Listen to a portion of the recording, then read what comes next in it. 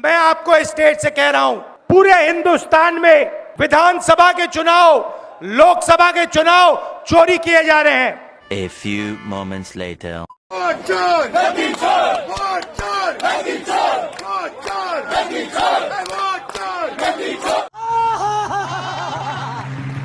आप मेरे जमीर को चोट पहुंचा रहे हैं। तो भैया देखा, जब से राहुल गांधी ने वोटर अधिकार यात्रा की शुरुआत की है, तब से देश में खलबली मच गई है, क्योंकि अब लोग सड़क पर उतर कर वोट चोर गद्दी छोड़ का नारा लगा रहे हैं।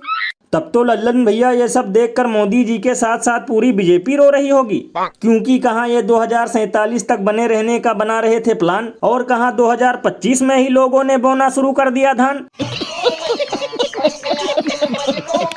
और लल्लन भैया मुझे तो लगता है कि अमृत काल अब इन लोगों के लिए राहुल काल बन चुका है, क्योंकि अब की बार सिर्फ झोला ही नहीं बल्कि केतली उठने की भी 100% संभावना है। बताओ, एक समय वो भी था जब मोदी जी पार्लियामेंट में सीना ठोक कर कहते थे कि एक अकेला सब पे भारी, और आज स्थिति ऐसी है कि वोट चोर कहकर नवाजे जा रहे हैं। भैया इसीलिए तो लोग घनघोर मजाक करते हुए ये कहते हैं कि अब घमंड का फूटने वाला है घड़ा, क्योंकि विपक्ष है एक साथ खड़ा। यही नहीं, अभी और सुनिए। और भैया सबसे कमाल की बात तो ये है कि आजकल चुनाव आयोग भी वोट चोरी के मुद्दे पर गजब बकलोली कर रहा है। ओ कैमरा महाशय, इस ओर कर दो कैमरे को। जिन लोगों के पास घर नहीं होता लेकिन उसका नाम भी मतदाता सूची में होता है, और उसका पता क्या दिया जाता है? उसका पता वो जगह दी जाती है जहां वो व्यक्ति रात को सोने आता है, 0 नंबर। यानी भैया इनका साफ साफ कहना है कि सिर्फ उन वोटरों का मकान नंबर 0 है जिनका कोई स्थायी घर नहीं है। तब तो लल्लन भैया ये तो वही बात हो गई कि जिन वोटरों के नाम में ABCD लिखा है उनके बाद भी स्थायी नहीं होंगे। ये बड़ी अच्छी बात कही आप। लल्लन भैया मुझे तो लगता है कि आजकल बीजेपी से ज्यादा तो चुनाव आयोग बौखला गया है, इसीलिए वोट चोरी पर ऐसी बचकाना बातें कर रहा है।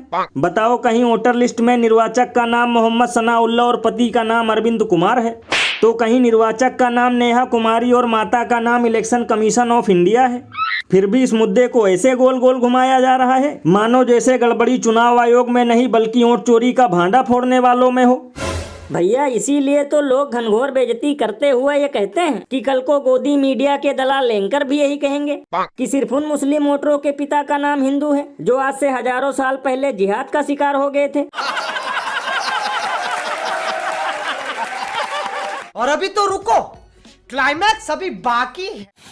क्या अपनी माताओं, बहुओं, बेटियों सहित किसी भी मतदाता की CCTV वीडियो चुनाव आयोग को साझा करनी चाहिए क्या? हैं? ये क्या हो गया?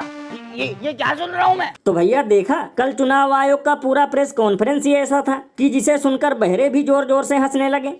ये बिल्कुल सही कहा आपने। अरे माताओं बहनों का CCTV फुटेज नहीं जारी होना चाहिए, लेकिन जो बीजेपी के फूफा हैं कम से कम उनका ही दिखा देते।